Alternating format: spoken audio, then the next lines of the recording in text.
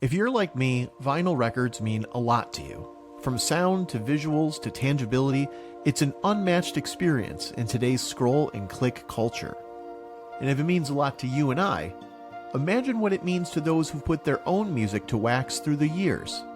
There really is something pretty profound about holding a piece of vinyl that has your music on it for the first time.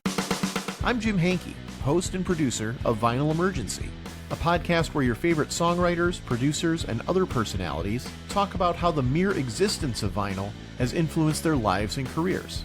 People like Roseanne Cash, Oscar nominee Michael Shannon, Hozier. I remember falling in love with Howlin' Wolf's The London Sessions. Adam Duritz, Ben Gibbard, Lisa Loeb. As I was going through my records, I didn't realize I forgot I had Andy Warhol sign it. Plus members of REM, Tom Petty and the Heartbreakers, Run DMC, and more. The arts succeeds where politics and religion fails. Vinyl is more than just the music that's on it. It's also the memories, legends, and science that made it in the first place.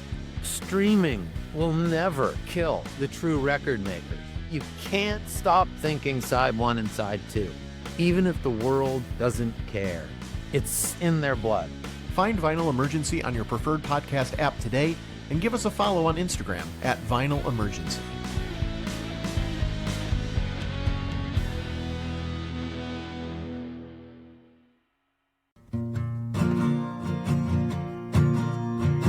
Welcome to the Imperfect Dads Podcast. This is your host, Devin. We believe dads care deeply about their family and kids, but they don't always have a space to discuss what their life looks like. Our podcast is a space for dads to discuss the ups and downs of fatherhood and how they feel like they're holding it together or how they're not. Thank you for joining us for this episode. This podcast is part of the Never a Face Network. Make sure to follow them on Instagram or go to the website neverafacenetwork.com. On this episode, we have a musician, Johnny Costello, from the band Perry. We talked about life with a 2-year-old, dedicating half of the tour bus to that 2-year-old, how he joined the band Perry, renovating a house, getting outside with kids, being present for his family even with a busy schedule, working on time management skills, scheduling time to be creative, learning how to play mandolin, and recording a new album. The band Perry recently released their new song, Psychological, and they're currently working on their new era of music with producer Dan Huff. Make sure to follow them on socials or go to their website, thebandperry.com, to find tour dates and new music release. Just like one more thing. Dad, just start the episode. Oh, my bad. Hey man, Johnny, welcome to an episode of The Imperfect Dads. I really appreciate it. Thank you for having me on. Of course. And, most basic first question to ask is just how many kids, ages, all that good stuff. So we have one kiddo. His name is Whitaker James Costello, Little Wit. I call him Little Kimberly sometimes. My wife's name is Kimberly. He is 2.5 years old. Okay. How is he with I feel like 3 is whenever they get into super storytelling mode. Is he into the storytelling, very expressive hands mode yet? Oh, goodness. I think it's when we talk about cookies, he's like, "Cook." And I'm like, oh, I'm right there with it because I'm like, we should go get a cookie, man. That is a great idea. Okay, so my favorite cookie spot in Nashville, I always have to give him a shout out, is Hi-Fi Cookies. Who is your favorite cookie spot? Wow, I'm writing this down. Hi-Fi. Oh, and I'm I'm a sugar connoisseur. I've been trying to get adult onset diabetes for a minute now. Hi-Fi Cookies. Genius. Hi-Fi Cookies. I will check out that. Favorite cookie spot? You know what? So whenever we're in Nashville, we live over in East Tennessee, 4 hours east of Nashville. So we come in here for bus calls. Gotcha. Bus isn't picking us up in East Tennessee. But we're here right now because we have a new single that came out. So we're here for radio and for everything. Cool, yeah. But we always stay out in Kingston Springs, West Nashville. Yeah. There's a sweet little part of town. And so I'll order, there's a great American cookie store in Bellevue that I'm like, that never fails. When you were a kid, you just got that little pizza pie. Yeah. I want to say maybe 2 times a week, we probably hit that up on Postmates. I love whenever I was a kid, you go to the mall and you see all the cookie stores and stuff. You're like, there's going to be a day in which I'm an adult and no one can tell me no to getting this cookie. I don't need therapy. I just need the freedom to buy my cookie. Exactly. And you know what? As an adult, I don't really buy the cookies as much as I know, 6-year-old me is very disappointed all you're in fighting me. is for your freedom. That's so awesome. That's awesome. So you guys live in East Tennessee though, not more Nashville located? No, we lived out here. We've lived in a couple spots in Nashville. Yeah. I think we bought 100-year-old home it's like, and 3 years ago, and we were like, let's just renovate it. No one had lived there in 22 years. It's like 9,500 square feet, 12-car garage, fully furnished with 1980s furniture. Like the golf green carpet in the master bathroom was like, primary bathroom was like insane. And we were just like, this is so awesome, but like, man, this got to go. So it's painting and it finishes tomorrow. And Saturday, we have 2 days off, Saturday and Sunday this week, until we go back into the studio actually next week. Yeah. And so we have 2 days off. So we're going to go back there and at least just like kind of visualize, oh, wow, we get to put our furniture in here. Can't wait. It's been a long. Are you much of a handy person? Because like I can paint a room, but if it's like, hey, there's a hole in the wall, no, you should not trust me with that. Yeah. I do. I've done all that. So kind of during when COVID hit, that at that point, I was like, whoa, when am I going to tour? Like, when are we gonna get back on the road? And so then I was living down in Austin, Texas, and I just started to build 200 square foot or 195 square foot back houses. Okay. Under city of Austin, most municipalities in the United States, it's 200 feet and above. You have to get permitted. So I just found that you build 195 square feet, but you can build. I mean, we did like, I had a crew. At first, I hired a bunch of my friends that were musicians, and quickly I was like, okay, not everyone's showing up on time. On the job is kind of something like, I mean, we kind of drink on our job in general, so I can't really frown on it. Yeah. But then when you're like out there in like Texas heat, you're like, okay, come on, guys, we probably should like pick up the pace. And if you're responsible for like the customer being like, hey man, you said this would be done in a week. We're on month 2. Like, what's going on here? It's like COVID might be done by then, by the time I'll finish. That's what I have a friend who lives in like closer to Old Hickory or like Anderson Lake. And that's what he did during COVID was he built him and his like dad drove down and they built a studio in his backyard basically. Oh, that's so cool. See, that's so cool to hear moments like that. I have friends that they did like construction projects with their parents during COVID. I'm like, well, that's a really cool silver lining. Right. Of that. Yeah. And how long have you been in the band Perry? Or were you in the band whenever during COVID and everything? No, so I was in several bands before that in a different genre. I've been in the rock genre for a long time. I've been in the worship side of church genre for a long time. And then this kind of came about Kimberly, my wife, was on a solo tour for the CMT solo tour, Next Women of Country. And during that time, her and her brothers had gone on hiatus for their band. Yeah. Reed, her one brother that played bass in the band, me and him had kind of done like experimental, like non-audio scoring, like some like TV tracking. So we were just obsessed with like tones and guitar tones and bass tones and like putting on like Akai drum loops and stuff. So we were doing that. And then we had a hurricane. I remember it was the night Kimberly was going to play the Troubadour in LA. And we had a hurricane hit the town we live in Greenville, Hurricane Helene. Yeah. So that was the moment, like her band was on hiatus. She was doing her solo thing. And we just saw 50 people. There was still like at that point, 28 people missing. Yeah. Like it's just devastated. We were watching from we have like those Google Cast cameras and it's just like 70 miles per hour winds up there. Yeah. We had like 100-year-old oak tree that just fell and took out so much of its way. Yeah. So we were just like, that was the moment Kim was like, I think I should get the band back together to do a benefit show. Yeah. To do like, there's 50 families without homes. Let's try to see if we can find out that amount of money. 7 builders, one's an HVAC, one's a builder, one's in interiors, get all these guys together, price and bid it all out. And let's find out how much that is and let's raise that money. So Morgan Wallen had donated $500,000 and then we put on a private show and got the rest knocked out. And then several benefactors in our town added to it. Yeah. Was that the storm that hit Asheville a couple of years ago also, where it's just it was basically hey, how do we get there? It's you don't know. Cause the road literally doesn't exist anymore. Just all that grading, it was just wiped out. So we sit in between Asheville and Knoxville. Okay. Yeah. We're probably 10 minutes from the border of North Carolina. Okay, cool. So we're kind of Western North Carolina, East Tennessee, that blend of mountain folk. But that was the catalyst of that getting back together. And at that moment, Kimberly called Neil and Reed, her brothers, and they're like, hey, do you guys want to get together, put on a benefit show?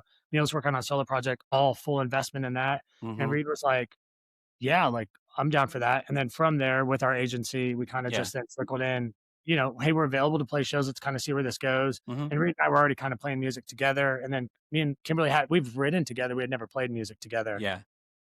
So that's so I joined, a year ago. Okay. A month ago. Yeah. Yeah. So you are I'm assuming whenever you tour, do you bring your son with you, or does he get on the bus with you guys since he's still pretty young? I mean, arguably we're on his bus. If I'm let's be real, who owns it? Well, because even it was the other day we did Kelly and Mark in the morning in New York, and they were like, so how does your son travel? And I was like, oh, he's got the whole back of the bus. We're on the bunks. Yeah, Like, yeah. he's just sprawled out like this, just like, he's like, this is what I was made for. That's right.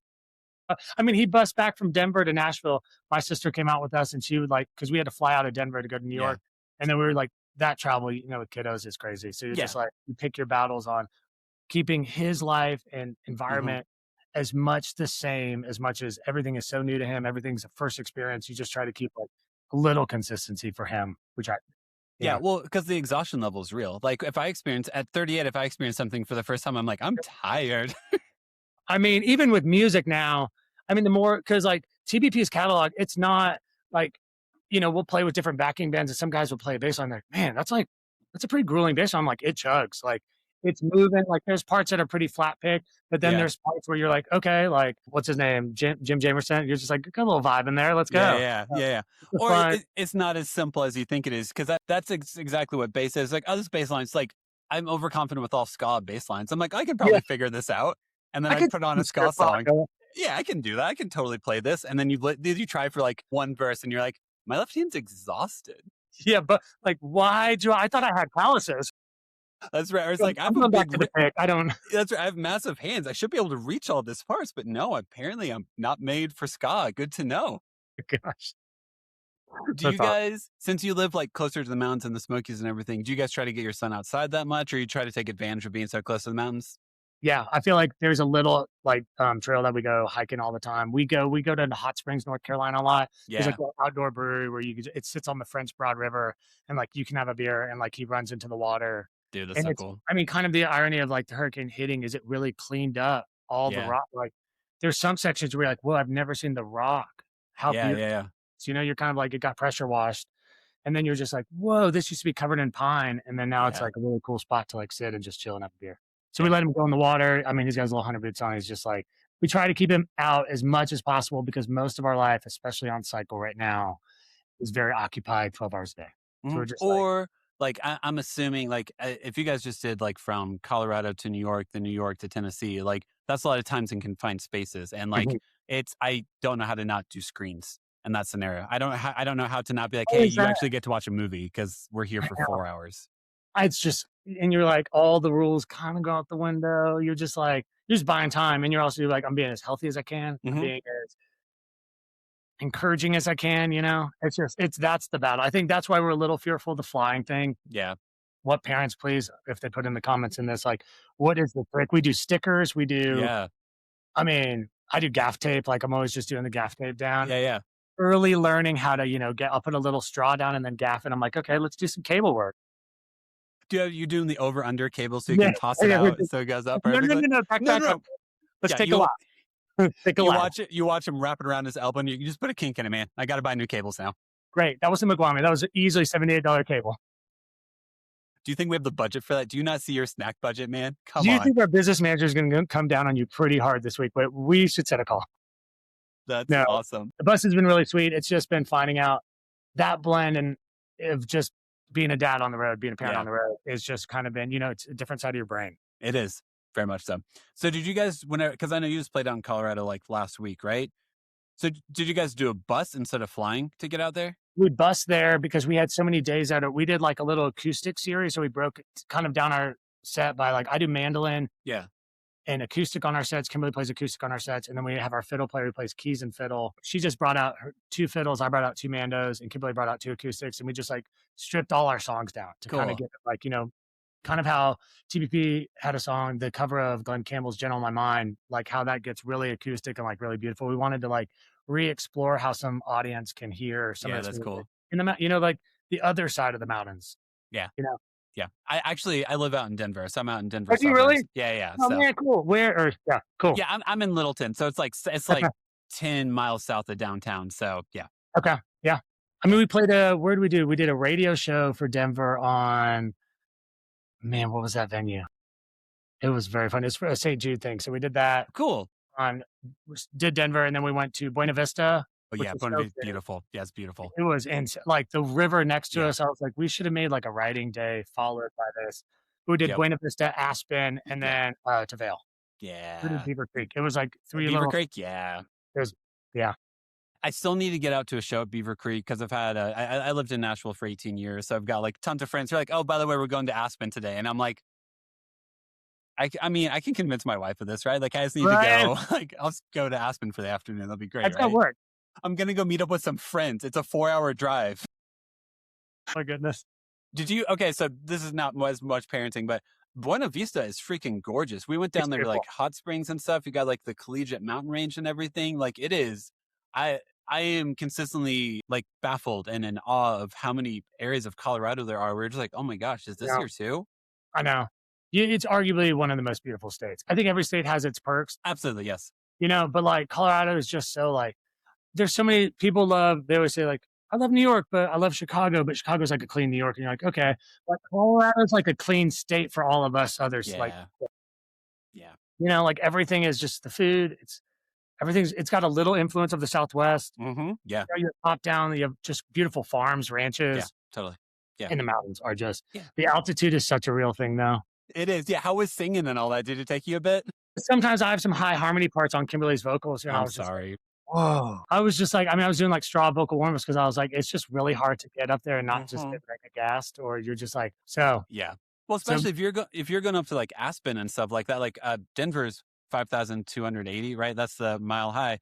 So then you go up to Aspen, you go up another 1,000, you get another extra 1,000 or two also. You could just feel, I think our little man got an ear infection on the road. Oh, dude, I'm sorry. And so you could feel like the pressurized headache. It was just every day. You're like, you okay, bud? He was like, yeah. Oh, I was like, tough. Can I just say I have 3 kids. I have a 10-year-old daughter, 8-year-old daughter, and 4-year-old son. And yeah, the son is still in the very much like, I'll be like, hey, Josh, how hungry are you? And he's like this big and like this hungry. And I'm like, you can't do that as an adult. If I'm like, hey, Johnny, do you want to go to the show? Yeah, You can't be like, bring it back. Bring it back. I want this much pizza. I want to do beers and pretzels. We need to bring that back. We do. But you doing the image of like your son being like, yeah, man, I think I'm going to make it. I'm going to be okay. It's just so. Tough days, but we'll power through, Dad. It's so dramatic and so heartfelt all at the same time. I know, like we're playing very delicate acoustic bluegrass music. Like it's not like we just ripped like an Idols concert. No, you're not plugging in. You don't have like a half stack. You don't got 3 amps you're going through, anything like that. What was it? So being on like a bus out here, I think one of the cool things about driving through the mountains is like forcing my kids to pay attention to nature and be like, dude, do you see that mountain? Do you see this is so cool? Or like driving through a national park, you got to be like, hey guys, like there might actually be elk that would walk across the road. Like, can you help me out here? This would be really bad. Huge. I know. It's like you have free entertainment in front of you. How do you? He's not, he loves, we do pull the windows up on the side and the back. Yeah. And he'll just like he loves when the trains are going by. And that reminds me of like, man, when I was like just getting into touring, you're van lifing it. And you're just like, that's your first sense of like, I'm doing it is when you get to do I feel like Instagram had just come out and you get to do like the Instagram video of like the trains and you're like, here we are, baby, doing it. That's so true. If your son likes trains a lot, there's actually like there's like the Georgetown train that's like between here and Breckenridge, which is like a stop along the way. It does like a little circle around and stuff. The Weston trains, man, it's like there's so many things I'm still learning where like having a son, he's like, is that another train? And I'm like, I've never noticed trains this much before, man, but I'm trying. You're like, it's all on your like suggested ads on Instagram. Dude, it's the worst. It's everywhere. It's everywhere. Is there any subject that, like, since you became a dad, where you suddenly now have, like, a weird amount of knowledge about? Because trains is one of those for me where now I know where trains are, like, I'm researching things that I didn't know existed, like, a week ago. Kid shows, like, kids' music. Yeah. I kind of was just like, man. Also just, like, I think as being a musician, you work so hard with your label and your digital strategy team to, like, get these views and identify your audience to connect with the music. Yeah. And then you see these kids' platforms have 9 billion streams. You're just like, that's not even a melody. Like some of this stuff is not in the same key. Like some of the vocals on some of this stuff is not in the same. It doesn't even, you're like, no, that's not even like a sub harmony. That's not the right register. And you're just like, oh boy, this is how you lose it. So we are a little bit on that side of like, okay, let's try to pick a little bit, like Rockabye Baby has some really cool like instrumental playlists, and so we've talked about even doing like TBP's catalog in their Oh, acoustic, cool. just to like kind of have some fun, introduce through Rockabye Baby like banjos and mandolins. Yeah. We kind of are having that conversation. Just as parents, we like want to encourage, everyone to hear pop music, to hear commercial country music, and hear like commercial country music with bluegrass element. Yeah. But also like it's such an unfair advantage because like my kids will listen to a song that's 45 seconds long. There's no storytelling in that. There's no arc. There's no story arc. We can find out what's going to happen. No, where's it go wrong? No, there's no conflict. It's literally just like, I think Perry Grips is a guy where he has like billions of streams and he's just singing "Is Raining Tacos" from Out of the Sky. Wait, like, dude, no, I'm sorry. No. It's literally, he just does nonsense right now, songs. Perry Grips. I got the cookies and Perry Grips. Well, it's just songs where it's like, hey, there's a cat flushing a toilet and he doesn't care that he's wasting water. That's the song for a minute and a half. There's nothing else. That's it. It's next level chill. But like it is, I'm not a songwriter, but I overanalyze music a lot. And so to like listen to like the story arc of like, what's the, like, I want a story. I want to know the characters. Emotion here, guys. Like, it's so fun. I mean, there is sometimes like we've been now writing for this next record, and it's just like I had a thing the other day, and Kim was like, I think that's a Miss Rachel jingle. And I was like, oh, I was like, thank you. Like, she texted it to me. You want to say in the room? And I was like, oh man, that's totally Miss Rachel or one of her casting characters. It's a good melody. And I was like, that's a pretty good melody, girl. It's solid. It's good. Fantastic. For like new music and stuff, do you do lyrics as well? Are you like that much of a co-writer where you're writing like the lyrics for it as well? Cool. Kind of dive in, build the vibe together. I think where we're picking up is kind of like TBP has the first album titled The Band Perry, that was produced by Paul Worley, who did all the Chick stuff. Yeah. And then we got in to work with, they did originally at that time with Dan Huff to do Pioneer. And Pioneer was when like the venues changed. They went from like being an East Tennessee bluegrass commercial country band into Pioneer, where it's like you're playing arenas, you're on tour with Tim McGraw, you're trying to stand out and play louder things, you're gonna have to bring some electric out a little more. And so now we're kind of sitting at the spot where we got to bring work again with Dan Huff on this next record, and he's just, dude, he's a mighty spirit and force, but like his guitar and his production and the way he gets people in a studio to like work it's a lot. It's just like so fun to watch and like one to be a part of, but then you're also like, you are a wizard. Like, how to make minor tweaks. Cause like you can get some people in a room, or if they're in the full production scope of it, that'll kind of command the room. And he's such a guy about like letting everyone feel like, we have Aaron Sterling on drums, and he's just like, they just have great conversations. You're like, wow, they just like, they work something out right there. Yeah. But you didn't have there was no like, I need you to do this, or, where you're just like, that's the magic of like, don't step on anyone's toes, but let everyone feel fully empowered in what they're doing. And so it's been really sweet to kind of this next season, especially I come from a rock background. He's a rocker. I mean, and then to pair that with Kimberly's voice, that could arguably be in every genre of music, but we're in the country genre of music. Like, she's such a fun performer, and how she records is her performance, Yeah. I almost got to meet Dan Huff once or twice. I interned at the Castle recording studio down like in Franklin, Tennessee. And I think the month after my internship ended is he booked it out for like a month. And I was like, no, I could have probably figured out how probably to get back in the studio, all that. But like you just start leaving stuff. You're like, hey man, I left my phone. They're like, how have you gone 3 weeks without your phone? You're like, yeah, let's not ask me questions. Listen, what you do is you accidentally bring a microphone home. That's what you do. It's like, oh my God, was this in my car this entire time? Oh my God. I'm so sorry. If it's not even that good, you're like, no, you should hear what this is done. That's it. And the SM57, though, I know it has sentimental value to you. We just bought it last week. So the sentimental value that it has to you is really important. So I'm going to go ahead and stop on by. What are the hours again? Yeah. Be there in 10. I've actually been sitting in the parking lot. I'm already here. I forgot to say, I'm already here. I'm outside. Please let me in. Has like being a dad, or you guys being parents together, has that started to seep into your songwriting or into your lyrics yet? I think biggest thing we kind of realize is like your time. I mean, you have 3 kids, like how your time is so limited to, like, we kind of made a joke, like, not Netflix and chill, it's songwriting and chill at nights, but then you're kind of so tired. Yeah. So now we have to be like super intentional with our time. Yeah. So we're like, let's log 2 hours to get like some choruses or some like melodies that we like. So we'll use those through, just our phone and just mic them, and then just like log them and just make sure as we're traveling, you don't then hit 1 week where you're like, I have 4 days to write. You can like kind of go back and listen to melodies that are inspired by where you're at in the country or whatever country, and you can kind of sit with that. So yeah, Yeah.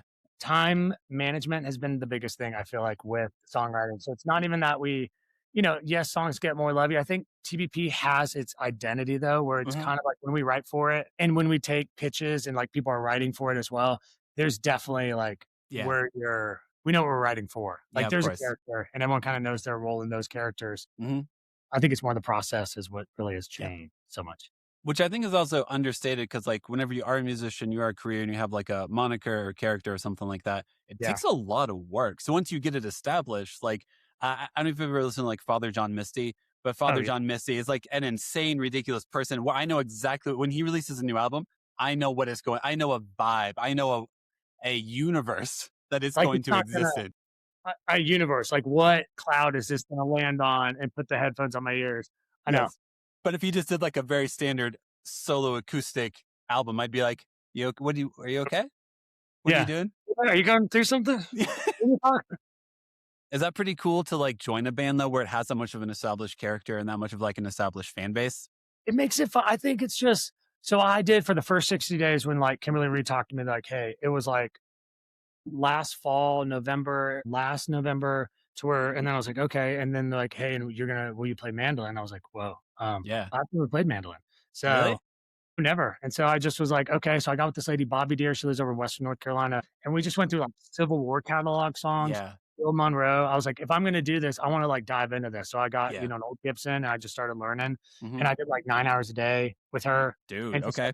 The tuning on it it's like upside down guitar. Yep. So some of it is a little intuitive, but it's just the role of it is so different, like you're playing the snare. So like again, so it's more of like palm mutes are cool. Like, but in acoustic, super emo music, palm mutes are super cool too. So it's all the vibe, but it is. I wanted to be authentic as I approached it. Yeah. Just like learn the catalog. And then that's the only thing I play mandolin on. I wanted to be like, I want to know how to play mandolin. And so literally we had gone to demo some songs in Texas, in like Denton, Texas with our friend Matt Pence. He's got Ecolab down there. And so we were demoing songs and like that was 5 weeks into me picking up mandolin and I cut in the studio on mandolin. I was just like, whoa, okay, here we go. It sounds like you put in the work though. I mean, if you're practicing like 9 hours a day, I mean, I was bouncing between learning the songs, learning the theory, and just learning to, it's just, I'm 6'5". Like, it's just really okay. Instrument. We always joke, like at one point, the door's always open for a brother or our son. We're just like, whoever the third will be one day. And so I'm like, can we just pass the mandolin back? I'll hop on bass. I'll play acoustic full time, electric full time. Yeah. But it is just a lot of, shredding. Yep. I'm 6'4". So also, I've got like the octave and like on piano, I'm like an octave and like 3 keys or something like that. And I also play, I have a mandolin. I would never say I play mandolin, but and similar. It's like, you're trying to like get it on there and like, I don't think I have fat fingers. Yeah, like, I know. I'm not. Come on, guys, help me out. It's just, but it's been so sweet. It's been like such a fun instrument to learn. Yeah. In the role of, like, I think the part about music is you got to keep learning and that's how you keep creating. And so this has kind of taught me a different role in a band because I've gone from being a lead singer in a band. I've gone from being a lead guitarist in a band to where then you're like, you are a little bit like you're back with the bass and the drums, which is interesting because you are doing standout melody in moments, but then you have to be able to step back a little too and play. And that's the cool thing about bluegrass. I feel like there's no lead. It is such a body. You are such like the sourdough bread as a group, like every little chemical thing reacts. I think that's what's cool about it. Yeah. I love Chris Steele, massive Chris Steele fan. And like watching him play with Punch Brothers, he like dictates the band. Like he's leading the band while also playing insane mandolin parts, singing, but also his hand motions by his side. Yeah. Like I just saw him, he's doing his tour where he does Bach concertos solo on a mandolin. Yeah. I've seen on Instagram, dude. He's such a next level genius. He is. It's cool. It's so fun. That's also my standard for like mandolin playing. It's whenever I pick it up, I'm like, do that. And I'm like, dude, no, that's right there. You should never pick it. I just started with small, Yeah. It's just like, I can play. Hot cross buns. Yeah. Here we go. Do hot cross buns. Just go back to the old recorder days of 3rd grade and you'll be fine. That's cool. I talked to a guy the other week on this and he was talking about how like, just in regards to like time management and creativity, it took him like 2 years to record an album just because of reality. of like, he would get home, he worked a full-time job, he would get home and, he'd be trying to connect with his family and stuff. And he has teenagers. And then it'd be like, okay, now go to the studio and do a vocal line. And he's like, I'm not doing any of that. That's not, how's your creative headspace whenever you get to the end of a day? It takes so much intentionality. I never use that little face that's like melted on your phone. I've never used it so much now. Yep. It's just like, you would think all in my early seasons of my life, all my late nighters, Yeah. everything would have prepared me for like no sleep, but there's nothing like no sleep with kids. Nothing is like you're just like, ah. But then there's also nothing that pushes you to go 100%. And like, I think I was talking yesterday to someone about this. Like, there's things I've worked on myself in therapy about, like insecurities and stuff. And there's nothing like not giving yourself the ability to get in your head. Like, I can't even get in my head about stuff because I don't have time to do it. And I'm just so exhausted. My brain's like, no, man, we're not overthinking. We're today. just gonna think today. Like, we are like, no, we're not. Why would we do that? That's good. We're going down that rabbit hole right now. No, sir. You got to make lunch, man. You can't do that right now. Grab singles, peel the paper, man. Come on. I think Jeff Tweedy has like in his biography had like a line that was like, I'm a sad, mopey bastard. And how I deal with that is I have a wife who doesn't stand for that shit and doesn't have time for that shit. Tweedy is the problem. So now I just don't. Now I don't. Cause like, it's like, I can't be self-indulgent and navel gazing anymore. I got 3 kids. I don't got time for that. Like, you hear your emo song for me? I'm just like, it's just a sweet, I'm just happy. It just like makes you kind of grow up and you're like, man, and that's it. Like, some part in music is, it's not about you. Like, and there's parts of in your music, in your role in success music that people tell you it's about you. And you just got to always be like, man, I'm a vessel for song. I think Kimberly always talks about it when she wrote If I Die Young in East Tennessee, a song that just went diamond. She's the only solo country writer, female, to write a song by herself that went diamond. And she's like, I just always prepare myself to be a vessel. She's like, I'm here for what God wants to deliver on me and what I need to be shared with everyone at that time. That's our job as musicians. And that's where I'm like, I like, one, having her as a partner, but also like as a bandmate, teaches you to like, don't make it about yourself. Like, make it about the riff you're about to play, make it about the melody, make it about the audience's experience, do meet and greet, like be there when you sell merch, like kind of every part. Don't skip out on those things as you different parts of your, what your album's doing, get success. Like, just make sure you're touching base with every moment to like kind of remind yourself why you're doing it. Yeah, and stay human. Because like it's very easy to, I would assume, I've never had a meet and greet. I would assume it's easy to elevate your ego to some extent. If you're like, oh, I don't have time to meet the people who love my music, then it's easy to not be in tune with like your reach, how like your words, how your mandolin playing might actually like bring someone to tears. If you're just up there, oh, I'm doing the best I can, then you're going to lose the fact of like, hey, by the way, the job you do makes people cry because they feel so connected to like a greater You'll conscience. never know that. Yeah. I know. And then you're like, I'm just tired all the time. And then you're just, there's no room for sad emo. There's not. Sad emo music. We all need to cry. I love sad emo.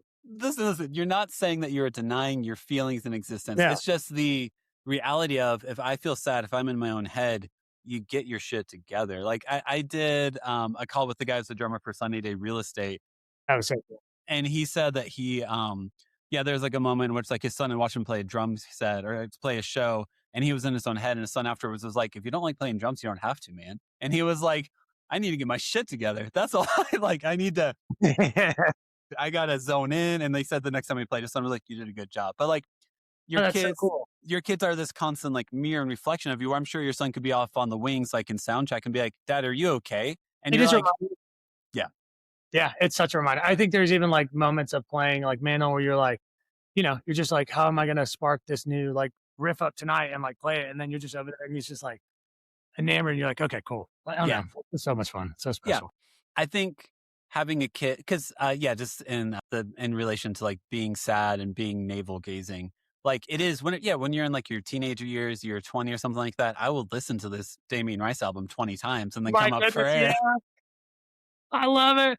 Little bright eyes, Damien Rice. Like, just give me some early 2000s sad Irish music, and then walk me down. I can't do that. I'm not like, no. I'm gonna put play on the vinyl, and my kids are gonna be like, "Hey, what's for lunch?" I'm gonna be like, "Oh, sorry, I can't be in my feelings right now." Are you done? Are you done? Do you need more me time? Basically, I usually how I find that energy in my day-to-day life is like, I'll just go on a walk. I'll just be like, hey, I'm gonna go on a walk and put on headphones, and I've got like a playlist that's basically overly dramatic but so good. And cool. That's what I go with. Cool. I'm like, share this. I can't, but just with you, it's a very embarrassing playlist. It really? is not. I do not want. Listen, there's only so much something corporate people should listen to in one day, you know? I'm like, the mind doesn't make sense. Like AI can't even pick it up. They're like, nah, I'm not seeing anything. This guy like ADHD, HD. Probably. He's a new, you've unlocked the next tier. Are you at the point yet where like you're able to do stuff like that to get away for yourself? Because you're like in the throes, you're doing a million things at once. You have like time in your day where you're like, oh man, if I could get a walk in, if I could get a workout in, it would really help my energy and help me out. Or are you just in the thick of it all? I'll drink a glass of rosé. Let's just keep this going. You know, the wheels on the bus go round and round. Yep. I mean, we have our first day off in like 5 weeks is on the Saturday. Okay. Yeah. And now we're going back to, we have painters in the house. Yeah. So we're about to try to move in. So we're like, well, let's just drive back. And I was like, cool. Our only day off is now going to be driving to East Tennessee and back. Okay. So, but it'll be fun. It'll be family time. I think what is the hardest the most is, you know, you watch as busy as you get, it's what you wanted and your success, like it's growing and you're like, this is working. But then you watch our kid will just now like sometimes put his hand on the door and he's like, don't go, y'all. And you're like trying to, dude, you know, moments of that where you're like, we're building this together. And so like, we just try to be intentional of explaining to him what we're doing. Yeah. Now, like during sound checks, we have, our drummer's awesome, Mackenzie Smith, plays in another band, Midlake. And so he'll he'll hop on and let Whit jump on the drums. That's cool.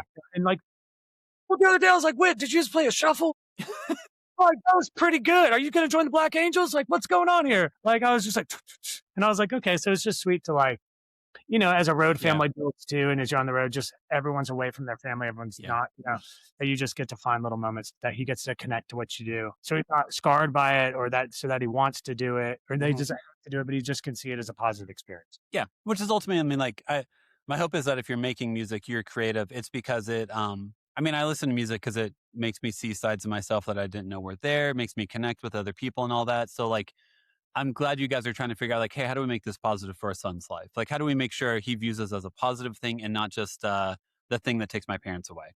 For sure. For sure. But it's also difficult as hell. So, I know. I mean, yeah. I don't know. I know. I feel like in 15 years, You'll find out. You'll find out. You'll find out. I think parenting keeps you humble at all times because yeah, you can be like, hey, we did it right. We brought him to sound check. And it's like, well, I mean, if he has anxiety of crowds now because he went to so many shows. Like, yeah, he's always wearing noise canceling headphones because he doesn't want to talk to people. Yeah, it's like, okay, that's fine. Like, that's pretty cool. Actually, it's a pretty cool way. Yeah. But I think being a parent makes life so different. You view time so different. Well, yeah, if you haven't had a day off like in 5 weeks and now your one day off is to do more responsible things, you just have to shift your mindset. You do have to be like, all right, man, where's connection? Because that's what I want. Yeah. I don't want a day off. I want connection. Sure. And how do I still find that? Where, yeah, like 20-year-old me would be like, but I want a day off. I want to sleep or I want to watch TV. I want to build a playlist. I want to listen to me, you know? Exactly. I bought this new vinyl. I haven't even listened to it yet. I know. We need car vinyl. That should come out. Okay. Right there in the dash. Sure. I think I think you would need to have. So let's just play that out. So you're gonna have to have a car. I think that's a kind of played it out as I started to say it, and I was like, "Boy." I think that's a tour bus, is what. Yeah, that is. I think yeah. Okay, so that's what it is. So how I end every episode is ask guests a series of 5 questions. So you have time to think about them. They're not rapid fire. First question is: did you have any backup names for your son? Like, did you have anything that you almost named him? We kind of. Oh wow. I think we thought the whole time that we were going to have a girl. Mm-hmm. And so we were going to name her Marigold. Yes. So when Kimberly and I first met the first week, we wrote a manifesto called Manifesto Marigold. Yeah. And so it was this idea of like, we both came from chaotic places in our life, like in the seasons of our life, the groups we were in. And so like, I think we're both trying to find what is next, like what is next for, you know, you always, especially like as a musician, as you're starting out, when am I going to be able to like own a home? When am I going to get a moment where like, I'm like, I can pay my car payment. Like when can I get moments where like I'm an adult and now I can have the ability that I want. Cause I don't want to just always be like chasing, not able to get momentum in the home life. And I'm always focused on the road life. I want to be able to like, road life is building. How can I build my home life? And so, sorry, I kind of lost my train of thought. That's when we both came together like, hey, let's come together and let's be each other's rock. Like this was the first, we didn't go on a first date, we went on a lunch. We met with some friends in town out at Martini's. And then we were like, hey, let's have our first date after was a lunch date. Like, let's be intentional. Like, I feel like we align on so many things we want our life to look like and build to. Let's just go see if we want to be each other's partner in that. Yeah. it was kind of that thing of that next week I was living down in Austin. She came down to visit and we just wrote a manifesto out. And so we had thought at the time it was Marigold. Okay. And then we went and they asked us first time, do you guys want to know? And we're like, no, we don't want to know yet. But like, then we're like, oh my goodness, we're renovating a cabin outside Nashville. Yeah. We probably should know to start like picking, Colors, all that stuff. Yeah. Treasures. Yeah. Like we got to be a little more realistic. So we found out and they're like, oh, whoa. So we just Googled great American boy names. There you go. Sure enough, That's awesome. So my daughters, we did plant names for all of our kids. So we did Holly, Magnolia, and Joshua. Finding a boy name that's also a plant was also very difficult, just so you know. Marigold was our backup for our middle child. Yeah. So I would have wanted to name her Mary, like her shorthand would have been Mary with an I though. See, okay, that's cool. That's cool. Yeah. I like that little twist. We lived on Mary Log Lane at the time. And so Marigold on Mary Log Lane. Come on, little girl, what's up? And then we moved. That's is a really cool vibe. You found out you're having a boy and you're like, that's it. The dream is dead. The cabin. This was a dumb idea. No one told you. You can't insulate a cabin. You only learn it the hard way when it's 4 degrees in Nashville. That's right. And then you're going to you guys will get pregnant with the second and it'll be a girl. And be like, no, we got to buy the cabin again. We got to find it. Back at the cabin. TBD. Well, I'll text you. Yeah. That's fair. You're like, hey, man, this is kind of crazy, but like, we're back at the cabin, actually. Guess what? That's awesome. Next question. Do you have a favorite TV or movie dad? Oh, man, Modern Family. Phil Dunphy? Yeah. Phil is just next level. He is. Always getting rained on, but like taking it like a champ. And like, he's so great. His character, I'm just like, I've never met him outside of that, but it's just like, I feel like that is who he, like, perfect. Yeah. That's fine. If Ty Burrell acts like that in real life, it would make a lot of sense, right? Okay, yeah. I'd be like, yeah, of course. Yeah, of course it's you. His character is so believable. It's so funny. I think my favorite thing he's actually one of the most common answers is he really? Phil Dunphy. Yeah. Oh, wow. Okay. I don't know if it was him. I don't know how they did it, but the way he is goofy but present is very fascinating because he's aloof but not. And I feel like that feels realistic. That's got to be a study. Like someone pulled that. You're right. That's the balance because he is so there and present. But like you never lose your respect for him. Yes. As like he's doing it as a dad, but then you also are just like, what are you someone doing, give this guy a timeout and a break. He needs to like just 5 minutes to get some double stuff or a little glass of milk and chill. And he'll be fine. He'll be fine. I'll be okay. Get this boy some. Next question. You might not have one yet because your son's 2.5. Do you have a replacement curse word? Like someone cuts you off in traffic, you stub your toe. Do you just curse? We have had some moments where probably should have this conversation. Actually, me and Kimberly. She's like, Dad, and I'm like, oh boy. You go through a lot of traffic on I-40 bouncing from East Tennessee to Nashville. Yep, you see some things.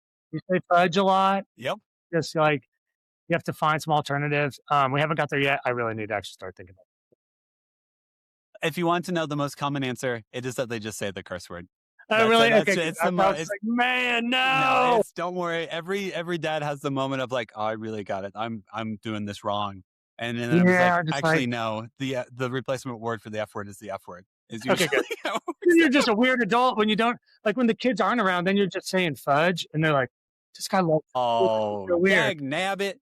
Yeah. And then, or you've got to like lean into a much more southern version of yourself than whatever exists. Just being like, "Oh, dadgummit," and you're like, "Well, this is a caricature now. This isn't a human." Now I am a character. Next question. What's like one of your favorite things to do with your son? Like favorite activity, favorite toy? Oh man, right now. So we live in East Tennessee. We're in a small town in Greenville, Tennessee. Mm-hmm. And there's not many attractions. I'll say Hobby Lobby right now is pretty much doing it.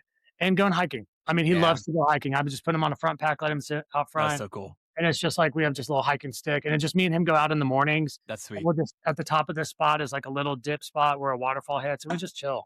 I think that's probably my favorite memory with him. It's just you get to be so real. It is the come wind down. I do have to use screens. We're on the road. Like we do have to find things. We travel a lot. We try to be respectful to everyone around us. Yeah. That's probably the most special. Like getting to be outside. I'm sure you guys get to do a lot of fun. It makes me feel like I've done parenting right. Whenever we're outside more, whenever I've been able to get outside, then I'm like, I think I did it right today. I think this is what I was supposed to, this was the right move, you know? Yeah, for sure. Like I'm teaching them how to just get through life by just going outside. Pretty much. And just like, man, we live in such a big world, and to be more in tune with the world that you live in, like physically, like just grounded, all that stuff. Cause like if I let my kids watch TV all day, they've just created a world of fantasy, which is not a bad thing. but like there's more. So Yeah. let's try to find it. For sure. I love And that. then last question, whenever you think about like your son's life and everything, is there any like moment, anything where you're just like, man, I can't wait until he gets to experience this. I can't wait until he enters into this phase of life. Man, I think this is a little just, I'm hopefully, as I say this, it materializes. I think it'd be so cool. He got to play on stage at the Opry with his mom. Dude, that's When cool. he was in her belly. Yeah. That was his first experience. And I remember, like, normally babies can feel like when you're all, and like, she was like, he's so present and calm right now. Like, before she walked out there, and she played with, like, I'm a space, Ricky Skaggs and his wife, like, walked Casual. out. And I was just like, in this moment, I'm like, wait, you just got to stand in the circle with some of our greats, like, flat pickers, just musicians. And then me and her got to do it. I'm like, I'm just going to throw out, like, and manifest this. Like, I hope there's a day we're trying to see if he wants to do, like, Suzuki lessons and get him into Mando. I hope there's a day we all three get to step into the circle together. That'd be so cool. Like, really, it'd be so powerful. No, that makes me want to tear up on your behalf. Because Okay. like, it's like I feel like it'd be generationally, so- like, yeah, that'd be It gives you awesome. the genre, like, there's no other genre of music that does it like where you could think of that. Like, oh, I want to play music with my kids. I'm sure there's like, oh, I want to jam with my kids. Yeah. But like, there's one where like it gives you an event and a venue to do that outside of church is like, that's Yeah. really sweet that exists. Yeah. For That's family. awesome.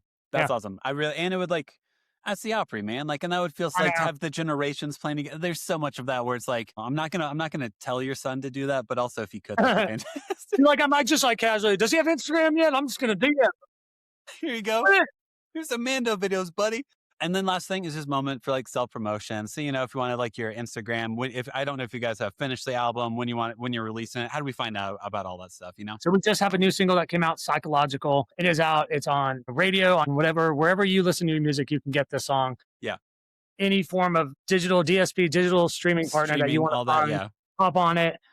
It would just mean the world. If you have a radio station too, for those that listen on the radio, if you'd call into your radio station, we're still big on country radio. We're still Okay. big. If you have a radio station, if you'll just call your local radio station, be like, hey, I'd love to hear this song. I feel like that's what we're more gearing and really building up what we're doing. And then we have an album out in the fall. We're building it. We're back in with Huff in like 3 weeks. It's Today and the Man. We're going to track the next 3 songs. We have 2 writes this week with some fun people. Cool. And so we're just building. We're building it every 3 songs, like in small increments to build out the record. That's probably realistic whenever you got a kid and you're trying to manage shows, press, and all that stuff. So that if someone advised you to do it like that, they probably told you the correct advice. So I think they're looking at it like, we should probably space it out. Just a little. Well, it's realistic because I mean, like, if I was like, hey, Johnny, go write me 5 songs right now, you'd be like, the first 2 are going to be great, and the next 3 are going to be like, to get you to shut up. Yeah, and then you're just venting, and then it's there, and they're like, you probably should just go do therapy. You should probably just take a walk, listen to some sad music, and come back, right, man? I need that playlist from you. That's awesome. I will message it to you. It's embarrassing, so I won't message it to everyone. So okay. But yeah, man, that's all I got for you. And yeah, that's about all I got. And if you guys play out in Denver again, I'll heckle you. See if you want to meet up, anything like that. Message me. Y'all grab a beer for sure. Perfect. I love it. I love it. Bring the kiddos if you want. Oh yeah, absolutely. There's so many. And seriously, if you come out to Denver again, I'll tell you like all the spots, like the amount of like breweries with outdoor play areas and playgrounds out here. That would be awesome. Because he hung out from the hotel to the bus. Yeah. What was it? The Rusty Rose? The Grizzly Rose? Yeah, I don't know. Yeah. I mean, like, yeah. So, man, that's awesome. Yeah, if I genuinely, if I can do anything in your life, just to be like, hey, you're not alone. Here's some ways to like make things seem more stable and stuff. And you're out in Colorado, happy to help you out. Of course. Sweet. And enjoy your rest of your day, and I'll talk to you later.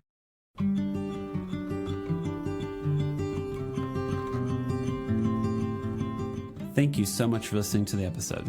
Make sure to follow us on Instagram, TikTok, and YouTube at the Imperfect Dads Podcast. And make sure to give us 5 stars wherever you listen to us. Music, editing, and production is all done by me. Make sure to tune in on Mondays and most Thursdays for new episodes. This podcast is part of the Never Efface Network. Make sure to go to nevereffacenetwork.com to learn more about them.